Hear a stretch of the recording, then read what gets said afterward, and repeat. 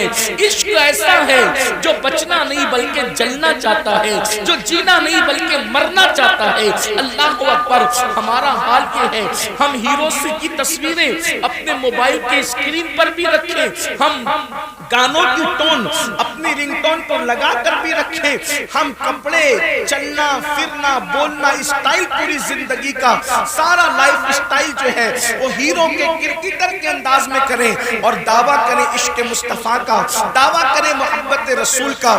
نہیں نہیں، یاد رکھنا، اگر آپ عاشق بن جائیں گے، عاشق، تو اللہ اکبر، بہت سے ایسے عالم ہوں گے جن کو عشق نصیب نہیں ہے، ان سے بھی آپ آگے بڑھ جائیں گے۔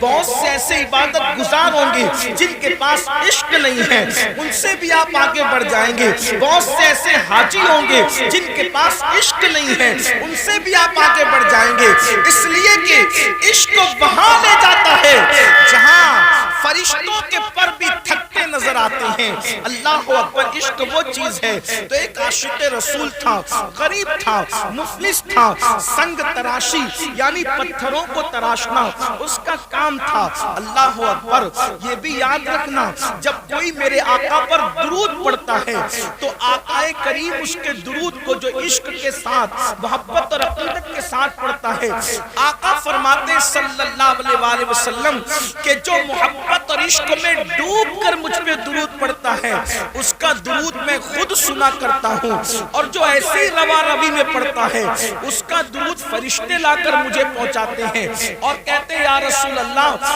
فلاں ابن فلاں یعنی باپ کے نام کے ساتھ وہ درود پہنچتا ہے، روا روی میں پڑھا تو فرشتہ پہنچاتا ہے، اور عشق میں ڈوب کے پڑھا تو خود تیری آواز مصطفیٰ جان رحمت کے کانوں تک پہنچتی ہے۔ اللہ اکبر، بڑا عمل ہے درود، بہت بڑا عمل ہے درود۔ درود کبھی مردود نہیں ہے، اور درود پڑھنے والا بھی کبھی مردود نہیں ہے۔ جو کثرت سے درود پڑھتا ہے مرنے کے بعد اس کا کفن بھی میلا نہیں ہوتا، اس کے جسم کو قبر کی مٹی نہیں کھاتی۔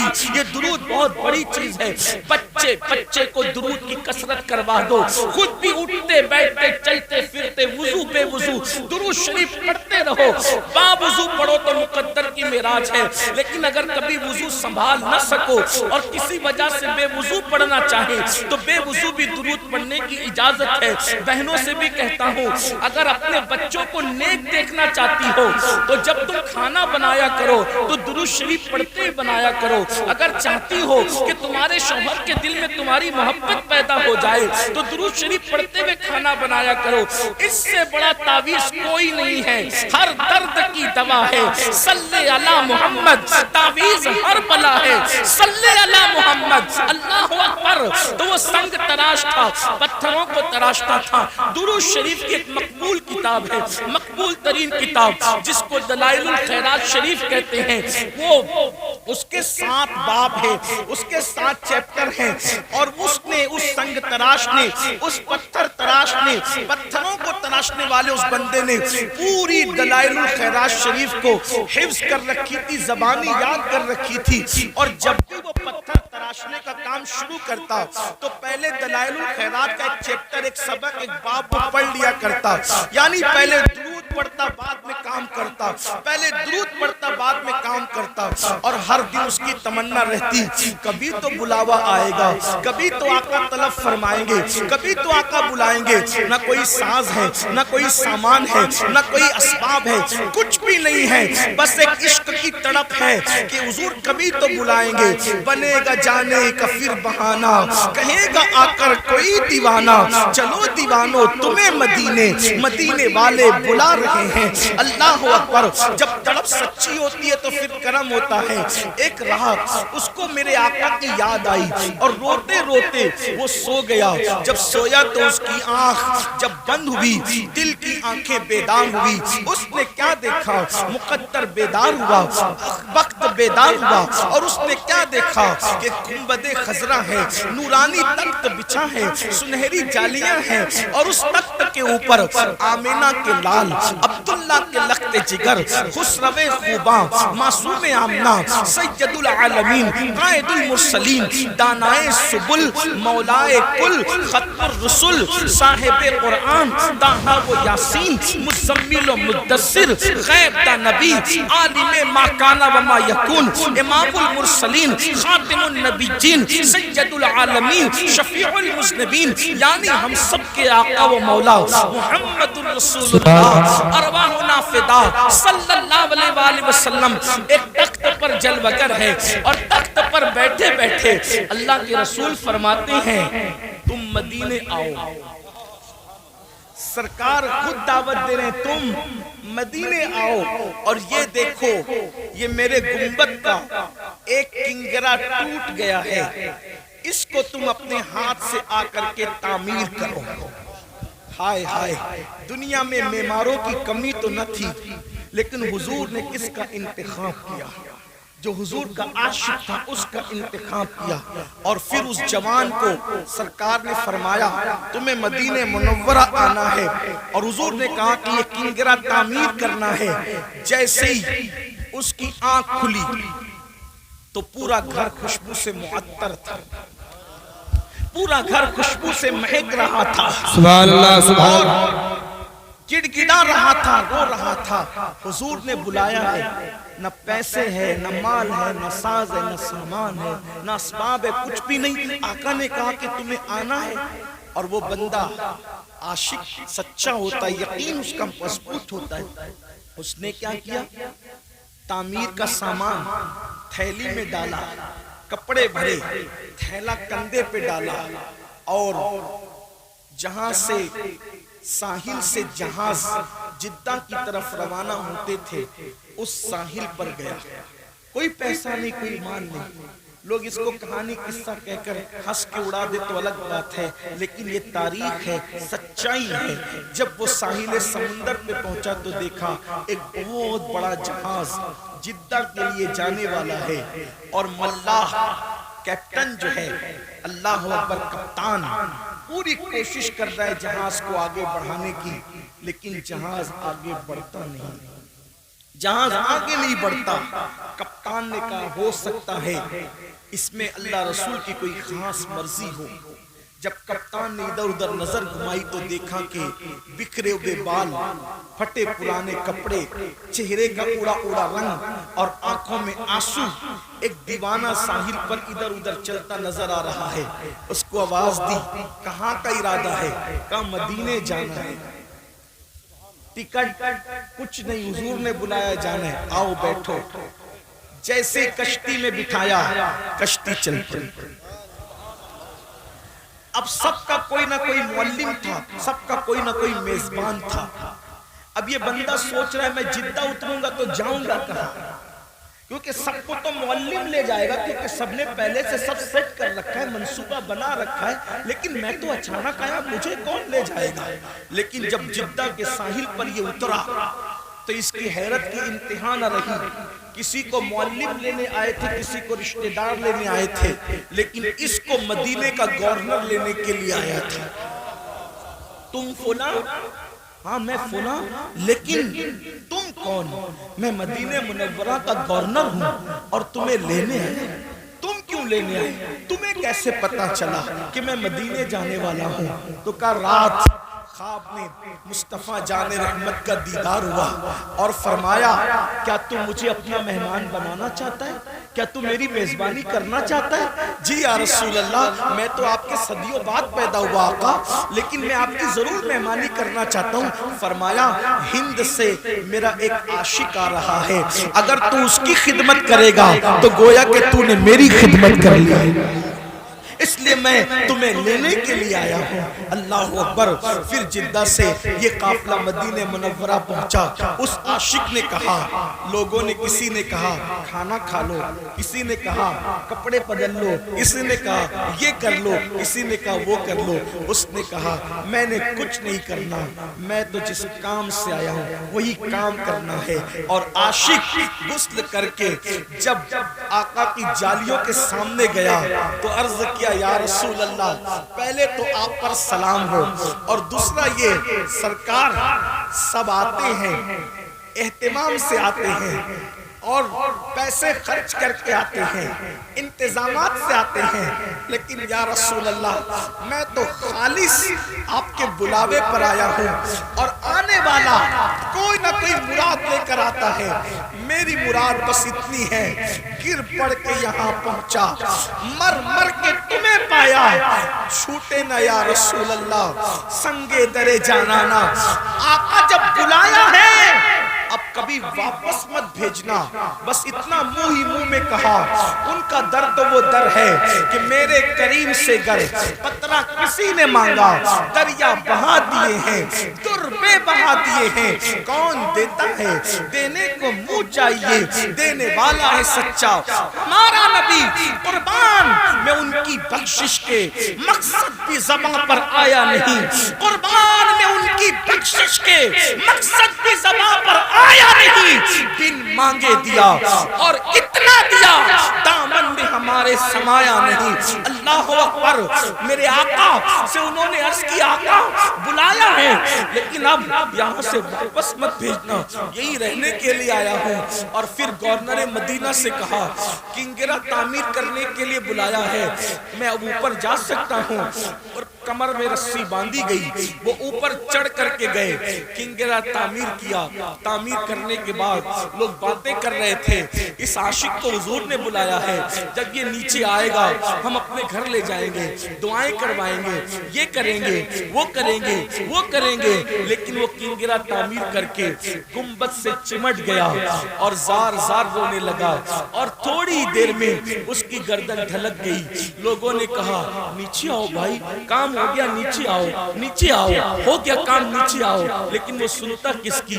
مدینے کے گورنر نے جب اوپر کسی کو چڑھایا بلا کر کے لاؤ تو کیا دیکھا کہ گنبد خضرا پر وہ اپنی جان کو قربان کر چکا تھا۔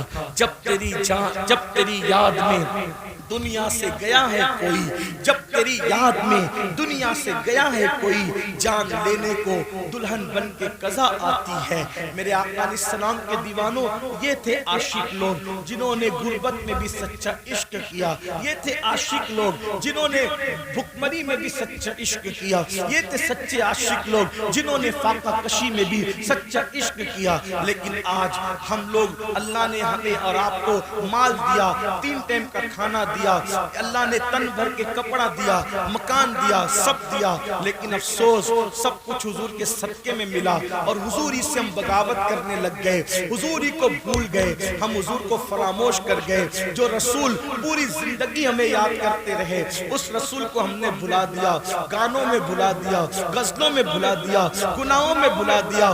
آج اگر کوئی مسلمان جوان زنا کے اڈے پر ہے تو وہ کسی کو کا دل دکھائے نہ دکھائے، وہ اپنے نبی کا دل دکھا رہا ہے۔ اگر آج مسلمان شراب پی رہا ہے، وہ کسی کو تکلیف پہنچائے نہ پہنچائے، وہ رسول اللہ کے دل پہ نشتر لگا رہا ہے۔ اگر کوئی مسلمان داڑھی منڈا کر گٹر میں پھینکوا رہا ہے تو وہ کسی کا دل دکھائے نہ دکھائے، وہ اپنے نبی کا دل دکھا رہا ہے۔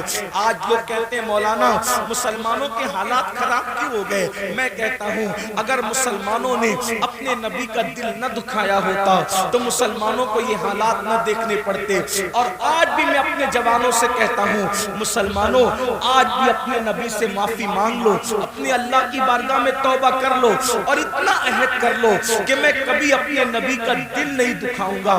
یاد رکھنا یہ گناہوں سے رسول اللہ کا دل دکھتا ہے۔ سیدنا فاروق اعظم کہتے ہیں، لوگ کہتے ہیں چھوٹا گناہ، چھوٹا گناہ، چھوٹا گناہ، فاروق اعظم کہتے ہیں مجھے تو اتنا سمجھتا ہے کہ گناہ کوئی بھی کرو اس سے رسول اللہ کے دل کو تکلیف پہنچتی ہے۔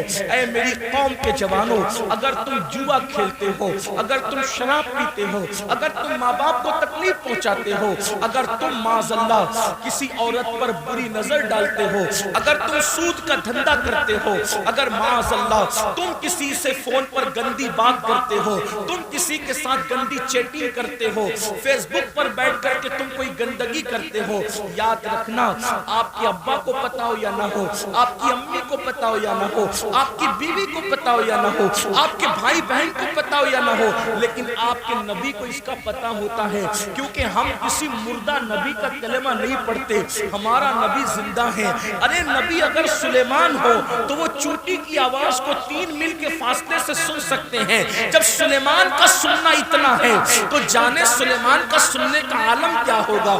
اس لیے حضور سن بھی رہے ہیں, حضور دیکھ بھی رہے ہیں. میرے عزیز, جب نبی ہمارا درود سن سکتے ہیں تو کیا نبی ہمارے گناہوں کو نہیں دیکھ سکتے؟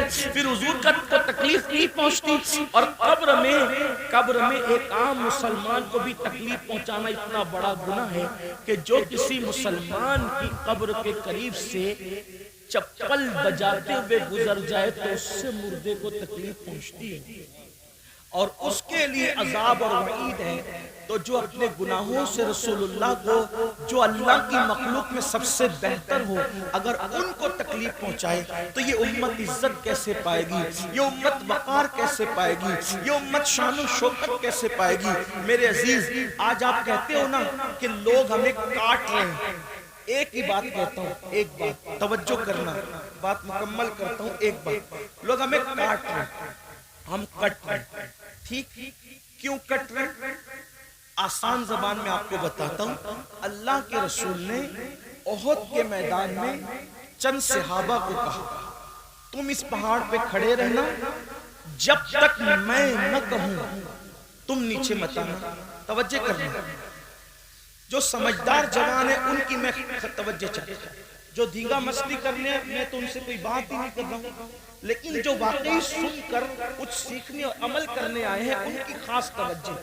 میں کہتا ہوں تقریریں 2 گھنٹے کی 3 گھنٹے کی ہو اپنا معاملہ, لیکن اگر ایک بھی بات آپ کے دماغ میں اتر گئی تو وہ 3 4 5 گھنٹے کی تقریر سے بہتر ایک ہی بات ہے. ہمیں لوگ کاٹتے کیوں ہیں, ہم کیوں کٹ رہے, پوری دنیا میں کیوں کٹ رہے ہم. اللہ کے رسول نے اپنے صحابہ سے کہا, چند صحابہ سے, یہ جبل روما ہے, اس پر کھڑے ہو جاؤ, جب تک میں نہ کہوں تم اترنا نہیں. اگر تم دیکھو کہ ہم گاجر مولی کی طرح کٹ رہے تو بھی مت اترنا, اور اگر تم دیکھو کہ ہم مال غنیمت اکٹھا کر رہے ہیں تو بھی مت اترنا. ٹھیک, احد کی جنگ شروع ہوئی, تھوڑی دیر میں مسلمانوں نے کافروں کے ایسے چھکے چھڑائے کہ وہ سر پہ پیر رکھ کے سرپٹ بھاگے, اپنی عورتوں کو, اپنا مال, اپنے اونٹنی, اپنی سواری سب چھوڑ کے بھاگے. اب توجہ کرنا, جب وہ سب چھوڑ کر کے بھاگے تو جن کو رسول اللہ نے پہاڑ پہ کھڑا کیا تھا ان میں ہو گیا اختلاف. کچھ نے کہا کہ نیچے اترو, جنگ ختم ہو گئی. کچھ نے کہا اللہ کے رسول نے جب منع کیا کہ جب تک میں نہ کہوں نیچے مت اترنا, تو انہوں نے کیا کہا, حضور نے یہ میں نہ کہوں کی بات جب تک جنگ جاری ہے تب تک کے لیے کہا تھا, جنگ ختم ہو گئی اب اوپر رکنے کا مطلب کیا. وہ دوسرے گروپ نے کہا, کیا کہا کہ بھئی جنگ جاری اور جنگ ختم سے ہم کو کوئی مطلب نہیں, جب ہمارے نبی نے کہہ دیا کہ جب تک میں نہ کہوں نیچے مت آنا تو ہم نہیں جائیں گے. انہوں نے کہا یہ حکم صرف جنگ تک تھا, جنگ ختم ہو چکی ہے, یعنی وہ گناہ بھی نہیں ہے, وہ خطا بھی نہیں ہے ان کی, مگر ان کو حضور کا قول سمجھنے میں کچھ مغالطہ ہوا, اتنا ہی کہہ سکتے ہیں, نہ وہ گناہ ہے نہ خطا ہے. اور پھر ان کی بڑی تعداد نیچے آ گئی جن کو رسول اللہ نے کہا تھا پہاڑ سے مت اترنا, مگر ان کی بڑی تعداد نیچے آ گئی, اور ایک چھوٹی سی تعداد انہوں نے کہا جب تک حضور نہیں کہیں گے ہم یہی رہیں گے. کیا ہوا, جو بھاگ رہے تھے سرپٹ, سروں پہ پیر رکھ کر کے, وہ بیویاں چھوڑ کے, اونٹنیاں چھوڑ کے, گھوڑے چھوڑ کے جو بھاگ رہے تھے, انہوں نے جب وہ پہاڑ خالی دیکھا پلٹ کے حملہ کیا, اور جب پلٹ کے حملہ کیا تو احد کے میدان میں 70 مسلمان شہید ہوئے. کتنے مسلمان کٹے؟ 70. امیر حمزہ, مصعب بن عمیر, عبداللہ ابن جہش, حضرت شماس, حضرت حنظلہ, حضرت اسود, کتنے؟ 70 صحابہ. اور ان میں سے کسی کا کلیجہ نکال کے چبایا گیا, کسی کے کان کاٹے گئے, کسی کی ناک کاٹی گئی.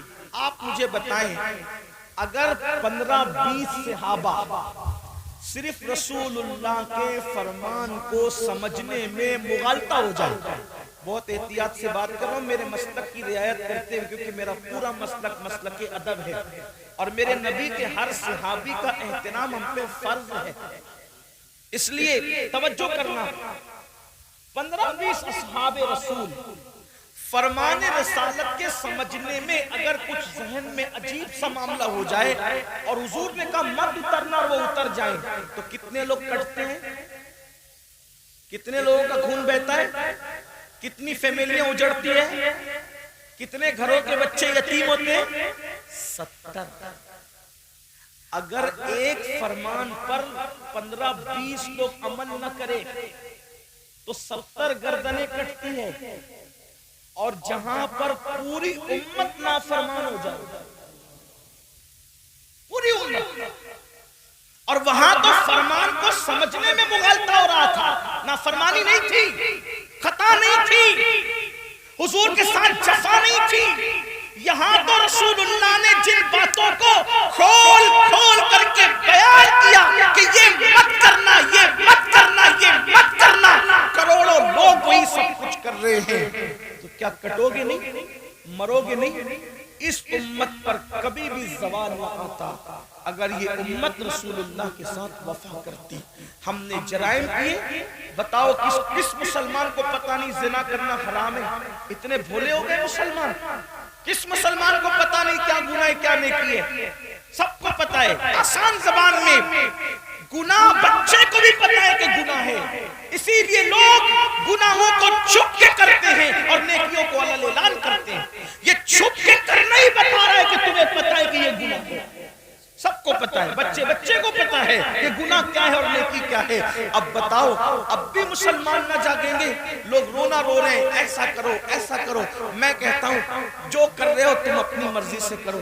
فقیر کا کہنا تو اتنا ہے، حضور کو راضی کر لو، حضور کا جو دل دکھایا ان سے معافی مانگ لو، اور یہ یقین دلاؤ اپنے نبی کو کہ یا رسول اللہ اب میرا کوئی قدم ایسا نہیں اٹھے گا کہ جس سے آپ ناراض ہو جائیں. اگر آپ نے ایسا کر لیا، دنیا کا کچھ بھی ہو انشاءاللہ آپ کو تکلیف نہیں ہوگی. لاک ڈاؤن لگے گا، اللہ تعالیٰ آپ کی روزی آپ کے گھر تک پہنچائے گا. وبائیں آئے گی، آپ کی آنکھ میں کبھی آنسو نہیں ہوگا. کیوں؟ اس لیے کہ ایک بار حضور کو راضی کر کے دیکھو. حضور کو راضی کرنے کا مزہ کیا ہے، حضور کو راضی کرنے کا لطف کیا ہے، حضور کو خوش کرنے پر انعامات کی برسات کیسے ہوتی ہے. نادان ہے مسلمانوں کو نہیں پتا. اگر پتھر حضور کو راضی کر لینا، پتھر حضور کے نام پہ نرم ہو جائے نا، پتھر عزت پا جاتا ہے. میں پوچھتا ہوں دنیا میں کروڑوں پتھر ہیں، سارے پتھروں کو عزت نہیں ملتی، لیکن وہ پتھر جو رسول اللہ کے قدم کے نیچے نرم ہو کر نقش قدم کو اپنے سینے میں اتار لیتے ہیں، کبھی سر پہ رکھے جاتے ہیں، کبھی آنکھوں میں رکھے جاتے ہیں، کبھی منبر پہ رکھے جاتے ہیں. پتھر رسول اللہ کے قدموں کے نیچے نرم ہو جائے وہ ہمیشہ کی عزت پا جاتے ہیں. اگر انسان حضور کے فرمان تلے نرم ہو کر حضور کے فرمان پہ عمل کرنے لگ جائے، زمین کے اوپر بھی عزت ہے، زمین کے اندر بھی عزت ہے. اس لیے میرے بھائیوں، میری آپ سے درد دل کے طور پہ یہی گزارش ہے، نیک بنو، گناہوں کو چھوڑو. اللہ کے رسول صلی اللہ علیہ وآلہ وسلم فرماتے ہیں بہترین مہاجر وہ ہے، بہترین ہجرت کرنے والا وہ ہے جو گناہ چھوڑ دے اور نیکیوں کی طرف آئے. ایسا ہجرت کرنے والا بہترین مہاجر ہے. آؤ، ہجرت صحابہ نے کی تھی، اب ہجرت نہیں، لیکن ہجرت ابھی بھی اس اعتبار سے ہے کہ ہم اگر گناہ کو چھوڑ کر کے نیکیوں کی طرف آتے ہیں تو یہ بھی ہجرت ہے، اور اس سے بہترین ہجرت کچھ نہیں ہو سکتی.